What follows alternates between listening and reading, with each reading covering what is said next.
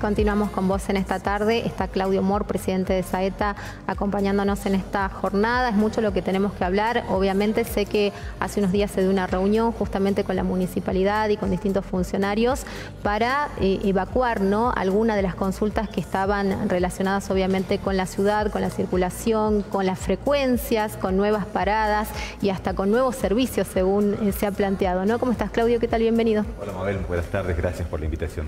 Bueno, ¿cómo ha sido esto? Porque me imagino que al crecer la ciudad también crece la demanda. Evidentemente, a uno le gustaría que el colectivo lo busque por la puerta de su casa, ¿o no? A veces nos pasa que sí y a veces nos pasa que no. Hay gente que a veces se queja porque el colectivo pasa por esa calle y, bueno, como siempre decimos, por algún lugar tiene que pasar la gente, tiene que viajar la gente y hacemos lo mejor posible. Y en ese sentido hemos estado charlando con el coordinador de asuntos municipales para el área metropolitana, el doctor Federico Jane, el licenciado Jane, y también con concejales que querían charlar con nosotros y bueno, han planteado diferentes dudas que se dan, sobre todo en sus visitas diarias a los barrios. ¿Cuáles son los planteos más comunes? Porque a mí, por ejemplo, me encantaba que la parada de colectivo me quede como, no sé, a metros de la casa de mi mamá cuando yo era chica. Me encantaba cruzar la calle y ya estaba, ¿me entendés? Bueno, se han planteado diferentes posibilidades que son comunes generalmente a los barrios, que tienen que ver con las cuestiones de los refugios, los paradores, que se llaman. Bueno, ahí les comentamos que esto es una potestad de cada uno de los municipios. Nosotros obviamente tenemos determinado por la AMT cuáles son los lugares físicos donde puede parar el colectivo, que tienen cierta X distancia para poder cargar pasajeros, pero también, bueno, dónde se podía poner, cuáles eran las cuestiones que deben atender ellos, sobre todo la masividad, estar siempre atentos a determinados detalles, como que el parador, que puede haber una línea que va y vuelve por la misma calle, pero hay paradas que son de descarga, o sea, donde la gente se baja para ir a su destino o a su casa, retornar a su casa. Y el parador debe estar donde en general la gente espera para subir y no de ambos lados.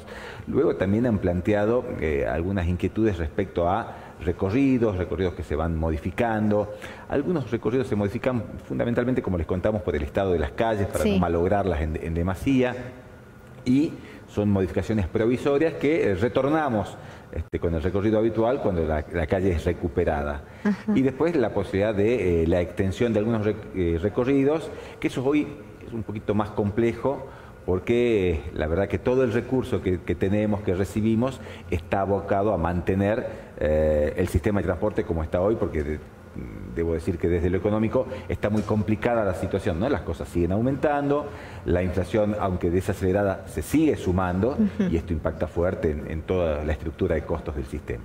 Eso te iba a preguntar, ¿qué pasó con la evolución, además del valor del boleto en 2024? Porque en algún momento vos explicaste todos los costos, obviamente, que se tienen que considerar, el tema de los neumáticos, el tema del combustible, bueno, todas las variables que terminan fijando ese valor, más allá de que evidentemente este año los subsidios cada vez son menos y que obviamente todos esos reclamos federales que había, ¿no es cierto?, hace algún tiempo han quedado prácticamente en la nada, ¿no? Bueno, este año obviamente el boleto ha sufrido un impacto más que importante, es notorio, 110 pesos a comienzo de año, 6.90 hoy. Y también, habiendo firmado ayer el nuevo pedido de readecuación de tarifa, y los aumentos se han dado por tres situaciones puntuales. La primera es que uno, en el afán de no impactar económicamente a la gente, veníamos retrasando el aumento de la tarifa, ¿no? Esto era una decisión de Estado, pero bueno, veníamos retrasando la tarifa.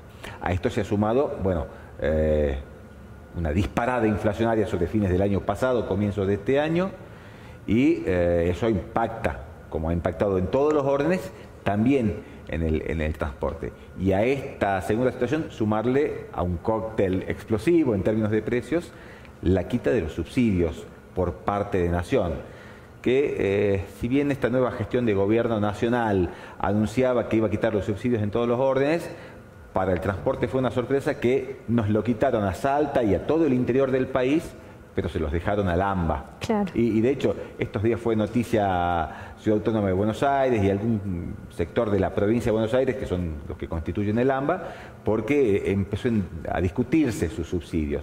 pero en realidad es una verdad a medias que les van a quitar, porque están hablando de muy pocas líneas que quieren devolverle a esas jurisdicciones, cuando la gran mayoría van a seguir estando bajo la órbita federal. Por lo tanto, los subsidios en el AMBA van a seguir estando presentes y en un volumen que es, la verdad, muy, muy grande.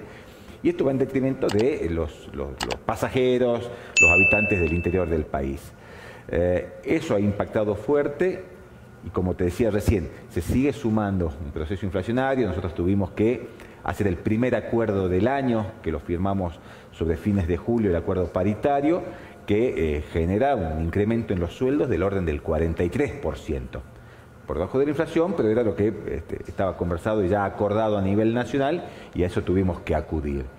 Sin perjuicio de eso, imagínate que el combustible desde el mes de marzo, que fue la última vez que lo calculamos, viste que todos los meses va sumando de a poco un porcentaje. No tan de a poco, te digo, ¿no? Bueno, bastante aumentó de diciembre a esta parte. Pero de marzo, que fue el último momento que acordamos, a la fecha aumentó poco más del 21%. Entonces, imagínate, 43% de sueldos, más 21% de combustible. Estos dos ítems son el 70% de las erogaciones que tiene Saeta. O sea, el 70% de la plata de Saeta se va en sueldos y en combustible, por el alto volumen de kilómetros que tenemos. Y después el resto de los componentes de la estructura de costos los hemos ajustado por inflación, que ha sido en estos meses de poco más del 28% en términos acumulados. Esto nos ha llevado a que hagamos un análisis desde hace un par de días largos con el equipo técnico de Saeta, analizando todas las variables, pero siendo también muy concienzudos con el dato duro que es la realidad inflacionaria. Y nos han llevado a pedir un incremento de tarifa para llevarla a 994,92 centavos. Obviamente, hicimos la presentación ya en el día de la fecha y ahora empieza el proceso en donde la AMT recibe, armará el expediente, hará los análisis correspondientes, pedirá la información complementaria que crea conveniente, llamará a la audiencia pública y luego, obviamente, deberá determinar, bueno, esperemos que determine en algo similar o lo más cercano a lo que estamos pidiendo, porque es lo que necesita el sistema para seguir funcionando. Yo entiendo que no es una buena noticia que nos aumenten las cosas, no es una buena noticia que aumente el transporte, pero cuando yo pregunto qué no ha aumentado en todo este tiempo, y el transporte no es la excepción. Los sueldos hay que pagarlos, el combustible, los neumáticos, los repuestos, fluidos y lo que fuere vinculado al transporte hay que comprarlo y a valores de mercado, y ahí no hay mucha discusión. Por supuesto. Y sería irresponsable no tomar esta medida, porque sería demagógico de alguna manera, poniendo en riesgo la continuidad del transporte. Vos fíjate que hoy Tucumán, que tiene una tarifa idéntica a la nuestra, 6.90 al día de la fecha, no le permiten, entiendo que ahora están tratando de resolver la situación, no le permiten ajustar la tarifa. ¿Y qué ha pasado? Han tenido que salir con frecuencias ayer y hoy de día domingo, o sea, una frecuencia muy pequeña para lo que es la necesidad de un día hábil, con anuncios de despidos que están viendo si los retrotraen y con un paro de la UTA. Imagínate esto aconteciendo en el área metropolitana de Salta, es un caos realmente. Entonces, a veces hay que tomar medidas que son poco felices, que son incómodas, pero que son las necesarias para mantener viable, en nuestro caso, un sistema, ¿no? ¿El usuario sigue utilizando con la misma frecuencia el servicio? Sí, aún cuando hemos visto un incremento marcado en lo que yo describía de la tarifa este año. Este mes, por ejemplo, hemos visto un incremento en la cantidad de viajes, pero también esto va acompañado de medidas que nosotros hemos tomado para paliar la situación. Por ejemplo, mantuvimos con un gran esfuerzo todo el sistema de gratuidades. Hablamos de estudiantes, de jubilados, de personas con discapacidad, aun cuando hemos realizado una tarea de racionalización del uso, sobre todo en el ámbito de los estudiantes, ¿no? Sabiendo que había gente a la que no le correspondía, hemos depurado bastante bien las bases. Pero también hemos sumado algunas medidas. Recuerden que antes teníamos tarifas escalonadas según las distancias para los municipios en la ida o el regreso. Hemos tomado la determinación porque hoy un coronel Moldes que pertenece al área metropolitana para el transporte hubiera tenido un pasaje de aproximadamente 4.000 pesos y hemos tomado la decisión de dejar una tarifa plana, o sea, idéntica para todo el área de 690. Es una diferencia muy grande. Sí, totalmente. Si lo miramos en Chicuana, en La Caldera, en Carril, la diferencia económica para la gente de esas localidades es importante. Y para la gente que tiene recorridos más cortos, los recorridos llamados urbanos, hemos tomado la determinación de lanzar el transbordo. Claro.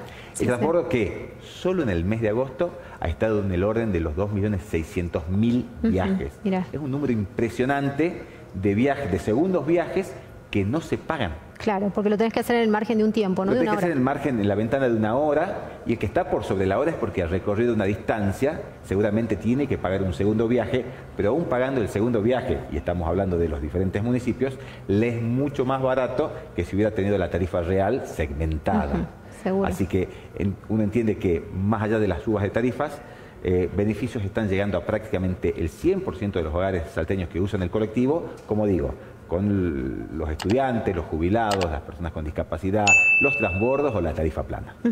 ¿Se queja mucho la gente, Claudio, con el tema de los incrementos?